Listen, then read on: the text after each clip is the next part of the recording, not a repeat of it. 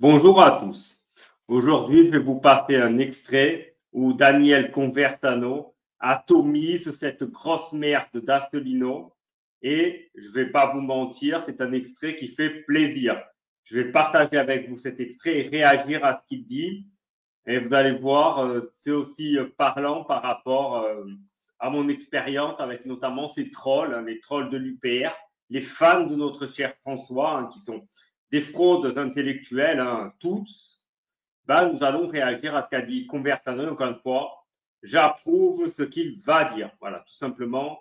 Allez, c'est parti. C'est un soutien. Asselineau, honnêtement, Valentin, tu sais, moi je suis un mec plutôt libre. C'est rare que je bannisse. Mais C'est vrai, moi, par exemple, je ne bannis jamais. Après, tu te prends des insultes de la part des fans de l'UPR. Je rappelle Castellino qui défend toujours matin, midi et soir, ça en devient agaçant, qui défend la liberté d'expression, vous savez, la fameuse liberté d'expression, parce que oui, nous sommes en dictature, effectivement, nous sommes dans une méchante dictature, évidemment, de la Macronie. Donc, évidemment, vous avez les trolls de l'UPR, donc les fans de notre cher François, qui a dit, lorsque j'ai réagi à leurs 18 ans, où j'ai dit que ça ressemblait à l'EHPAD, eh bien, que m'ont-ils répondu, les amis? Eh bien, ils m'ont répondu, j'espère que ta grand-mère va mourir. Hein. Bon, donc, bon, en oubliant en effet que ma grand-mère est morte malheureusement depuis plusieurs années, mais bon, donc voilà comment eux qui défendent la liberté d'expression réagissent quand vous les contredisaient. Hein. Ce qui fait d'ailleurs écho à ce que Conversano dit et va dire. les mecs de l'UPR, j'ai fini par vous bannir à vue. Il n'y a même pas d'histoire de. Il n'y a même pas besoin d'être insultant. C'est. En fait, la seule chose que vous avez à la bouche, c'est que le RN, c'est des traites, quoi. Vous savez faire que ça. Tout ça. Il a raison. Asselineau dit à longueur et longueur de vidéos que le RN sont des traîtres. Bien sûr, lui, c'est le pur. Le pur, d'ailleurs, je ne vais pas en dire plus sur le pur, l'UPR, les purs. Je vais laisser Conversano le dire. Il va résumer très bien ce qu'est l'UPR de notre François national, quoi. Tout ça pourquoi? Pour votre obsession anti-OTAN, anti-américaine et votre Asselineau suceur des couilles velues de Vladimir Poutine. Donc, J'approuve. Voilà. Il a complètement raison. Asselineau est un agent de l'étranger et, comme Conversano va dire un peu plus tard, le relais du Kremlin. Moi, je le dis souvent, vous prenez Asselineau, vous utilisez l'intelligence artificielle, vous enlevez la tête d'Asselineau et vous mettez celle de Lavrov, eh bien, ce serait exactement le même discours. donc Valentin, jamais je voterai François Asselineau, je te le dis. François Asselineau est vendu au Kremlin. Je l'encule, ce gros plein de soupe, avec son article 50 de mes couilles, là. Voilà. Parce que je veux bien, hein. Il y a soutien à la Russie et soutien à la Russie. Hein je, j'ai des amis pro-russes avec lesquels je débat, entre hommes courtois. Asselineau est un relais du Kremlin. Carrément. Il raconte absolument n'importe quoi sur Les termes sont dits. Alors, ça fait plaisir. Bravo, monsieur Conversano. sur ce sujet. Et sans compter que chaque fois qu'on lui donne le micro, il est là, il crache sur Marine Le Pen. Il sait faire que ça depuis 20 ans. C'est un scandale. Voilà. Vous êtes complètement matrixé par ces vidéos, là, passez votre journée à regarder des vidéos géopolitiques cardes de merde avec Asselineau qui vous dit quoi penser en racontant n'importe quoi en disant que l'Ukraine c'est même pas un pays. Pauvre connard, va. Pauvre connard. 500 000 Ukrainiens qui sont morts pour un truc qui n'est même pas un pays. Bien sûr, bien sûr. Ils sont trop cons, c'est des PNJ les mecs. Ils sont levés, ils se mettent à tirer sur des Russes sans raison. C'est pas du tout par nationalisme. Hein. Bref. Conversano a raison sur ce point de vue-là. D'ailleurs, comme globalement dans ce qu'il vient de dire. Et oui, n'en déplaise à monsieur Asselineau, enfin, monsieur Asselineau, non, François Lavrov Asselineau, n'en lui déplaise, l'Ukraine est un pays. On aime ou on n'aime pas l'Ukraine, on aime ou on n'aime pas Zelensky, c'est pas le débat. On trouve que l'Ukraine est corrompue ou pas. Je rappelle que dans les indices de corruption, eh bien, je suis au regret d'annoncer à François Lavrov Asselineau que la Russie est plus corrompue que l'Ukraine. C'est dire, c'est déjà l'Ukraine est hautement corrompu. Imaginez la gueule de la Russie, quoi. Donc bon. Insupportable. Non, insupportable parce qu'en fait, c'est des parasites, les fans de Asselineau. Ils viennent sur les vidéos des identitaires. En l'occurrence, moi, je suis un soutien de Zemmour. Mais ils viennent sur les vidéos des autres personnalités de droite pour leur chier dessus. Ils savent faire que ça. Pour gratter quoi? 0,5%? À part empêcher. 0,5%. C'est complètement ça. C'est complètement ça. Donc, Asselineau, l'agent russe qui fait 0,5%. Bon. Si j'avais envie d'être mauvaise langue, mais je ne le suis pas nécessairement, je dirais pourquoi la Russie continue à soutenir un parti qui ne représente personne, à part, je laisserai Conversano vous le dire. Éventuellement les partis de droite les mieux placés de gagner, à quoi vous servez? Vous servez à rien. Alors fermez-la là, avec votre chef en mousse là. Puis il peut faire des conférences d'histoire de 5 heures. Hein. Si c'est pour dire à la fin que Poutine c'est le gentil garçon, ben, on peut mettre tous les 5 heures à la poubelle. Hein. Oui, alors les Gaulois, Jules César, Poutine did nothing wrong. C'est complètement vrai. Ça, c'est Asselineau, lui, vous parle du passé, Jules César, Vercingétorix, la guerre de 30 ans, Louis XIV, les guerres napoléoniennes, 1870, la Commune, le machin. Le présent et le quotidien des Français, pas un mot. Pas un mot, pas un mot, et c'est dramatique. Mais va en boîte gay, te faire défoncer l'oignon. Arrête de fantasmer comme ça sur l'ours du Kremlin, quoi. Le Frexit m'excite. C'est vrai que le Brexit, ça a vachement marché en Angleterre. Hein. Tu donnes cet argument aux Frexiteux, ils sont là. C'est pas pareil. Bah si, en fait, c'est pareil, quoi. À moins que tu veux sortir de l'Union européenne, tu sais même pas pourquoi. Parce qu'en fait, on te dit économiquement, ça a pas trop marché en Angleterre.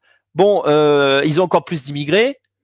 Les Anglais sont pas contents. Il y a juste failli avoir la guerre civile l'année dernière en Angleterre.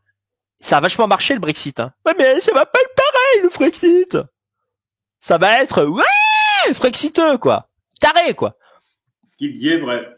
C'est-à-dire à la limite, vous le savez, moi je défends plutôt une sortie de l'Union européenne avec des arguments. J'ai d'ailleurs des lives où je le dis, comment pour moi il faudrait faire une sortie de l'Union européenne de façon bien sûr organisée. Hein. Pas, je suis désolé, la pensée magique de notre cher François hein, et de ses fans évidemment, où pour eux, c'est tu mets en place un Frexit, tu claques des doigts et c'est fait en 48 heures. Hein, ce qui n'est pas le cas évidemment. Et Conversano a raison. Hein. Si ça a échoué au Royaume-Uni, à plusieurs raisons. Et en France, ça a échoué à plus forte raison parce qu'on a un problème monétaire, l'euro en l'occurrence, et c'est pas Asselineau qui va vous donner la solution, parce qu'Asselineau en est incapable. C'est ça la réalité. N'en déplaise à François Lavrov Asselineau. Alors je veux bien, par exemple, qu'on parle de la sortie de la France de l'OTAN. La France peut se le permettre, elle a la bombe atomique. Non, les mecs, ils veulent que les autres pays européens sortent de l'OTAN. Les Asselineau et les teams, comment dirais-je là, les supporters, les pom-pom girls de Laurent Ozon et François Asselineau, ils sont malades. Ils veulent que la Roumanie elle sorte de l'OTAN. Liberté! Ah ouais, t'as vu où c'est la Roumanie sur une carte?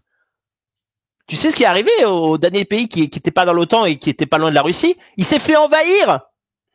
Conversano n'a pas tort. Hein, Conversano n'a pas tort, c'est-à-dire que la France sortir de l'OTAN elle le peut, les autres pays non. Hein. Et je rappellerai aussi à ces gens-là qui lamentent en partie à raison que Georgescu se soit fait évincer en Roumanie. Georgescu déjà n'allait pas sortir de l'OTAN, je vous rassure tout de suite, ou je vous rassure pas, mais c'est pas le souci. Je rappelle juste que Georgescu tenir un discours pro-russe dans un pays qui est frontalier de la Russie, et oui, hein, parce que les fans de l'UPR qui parlent de géopolitique ne savent pas si tu es un pays dans une carte.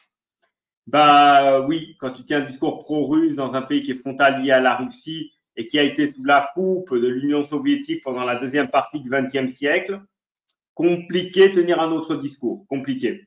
Donc à un moment donné, il faut être cohérent. Conversano, il me fait plaisir. Évidemment, je suis pas d'accord avec tout sur Conversano. Hein.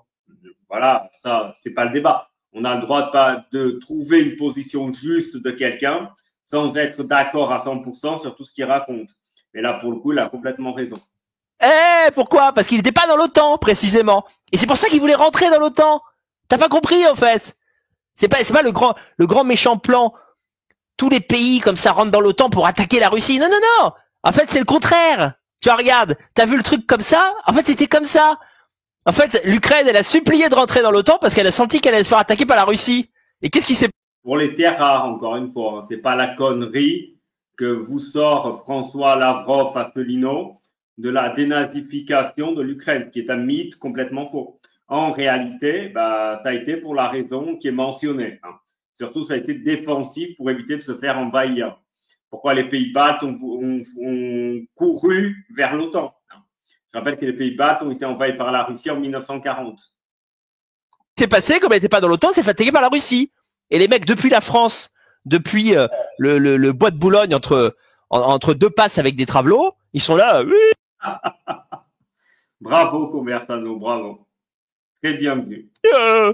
La Roumanie doit quitter l'OTAN, hein, comme ça, les Américains, dans le cul, quoi. Je veux dire, les Américains qui ont suggéré qu'ils veulent quitter l'OTAN tellement ils en ont plein le cul d'assurer notre sécurité à notre place, quoi. Qu'est-ce que tu racontes? Tu parles de géopolitique toute la journée et tu racontes n'importe quoi toute la journée. Toute la journée. Bref. Pas le temps de te bannir. Voilà, c'est fait. Que dire? Tout simplement. Bravo, monsieur Conversano. T'as tout résumé. Voilà, 5 minutes de vidéo. T'as résumé ce que sont les trolls de l'UPR. Les fans de notre cher François, hein, déjà. Merci François, évidemment. Hein, aujourd'hui, on va maintenant le rebaptiser François Lavrov Asselineau, hein, qui évidemment arrive à une faculté à mobiliser les trolls. Bon, les mauvaises langues diront à raison, à défaut de mobiliser des électeurs, évidemment. Hein, ça c'est voilà. Donc bon. Donc, évidemment, t'accusant d'être pro-Macron, soit t'es pro-Macron, soit t'es pro-Philippot, alors que je suis tous pro-Philippot. Plusieurs vidéos le démontrent, même pro Zemmour, je suis pas franchement pro-Zemmour. Donc voilà, le genre. Je vais d'ailleurs vous montrer, pour terminer la vidéo aussi, je vais vous montrer un des types commentaires que vous laisse sur votre Twitter, quoi. Les fans de l'UPR, hein, le type de commentaire que les fans de l'UPR, hein, les trolls de l'UPR, les fans de notre cher François, eh bien, te laissent sur Twitter, quoi. Vous allez voir, c'est assez démonstratif. Voilà. Donc voilà. Réponse, quand j'ai dit que pour la fête des 18 ans, que ça ressemblait à un EHPAD. Voilà la réponse qu'un troll de l'UPR, et ils ont été plusieurs, je ne vais pas tous les montrer. Non, ce n'est pas le même EHPAD. Dans celui-là, on mange des chips. Dans celui de ta grand-mère, je lui ai donné son Rivotril comme Véran me l'avait demandé. Ça va, pas trop déçu d'avoir pas pu assister à ses obsèques. Déjà, monsieur Groulard, bon, déjà le pseudo est douteux, Lornard. Désolé, mais moi, j'ai assisté aux obsèques de mes deux grands-mères qui sont décédées. Donc, déjà, t'as eu faux. Mais regardez le type de commentaire qu'on vous laisse. Au lieu d'argumenter, non. On vous insulte, hein, tout simplement. Voilà ce qu'est l'UPR. Mais encore une fois, surtout ne l'oubliez pas. La liberté. Hein. La liberté d'expression. Et oui, la sainte liberté d'expression, hein, évidemment, qu'il faut défendre à tout prix, évidemment. Enfin, liberté d'expression. Liberté d'expression, sauf si t'es d'accord avec eux. Hein. Si t'es pas d'accord, c'est plutôt la dictature d'expression. Hein, voilà. Donc, je vais faire à peu près le tour de la vidéo. Hein. D'ailleurs, dites-moi ce que vous en pensez. Hein. J'espère en tout cas que ça vous aura plu. Sur ce, dites-moi en commentaire ce que vous en pensez. Laissez un like pour aider au référencement. Et si vous aimez mon boulot, abonnez-vous à cette chaîne. Pour terminer, nous allons conclure ce live en montrant ce qu'est François Lavrov Asselineau. Si les Français se disent « Ah, mais attendez, Gabriel Attal, il faut lui donner sa chance », j'ai entendu ça souvent. Des gens qui m'ont dit « Bah oui, j'ai voté Macron parce qu'il fallait bien lui donner la chance, sa chance. » Après, j'entends des gens qui disent « Bah attendez, quand même, Gabriel Attal, on va lui donner sa chance. » Mais qui décide de donner sa chance à qui ? Pourquoi est-ce qu'on ne me donne pas ma chance à moi ? Pourquoi est-ce que les Français ne donnent pas leur chance aux membres de l'UPR, de la liste de l'UPR ?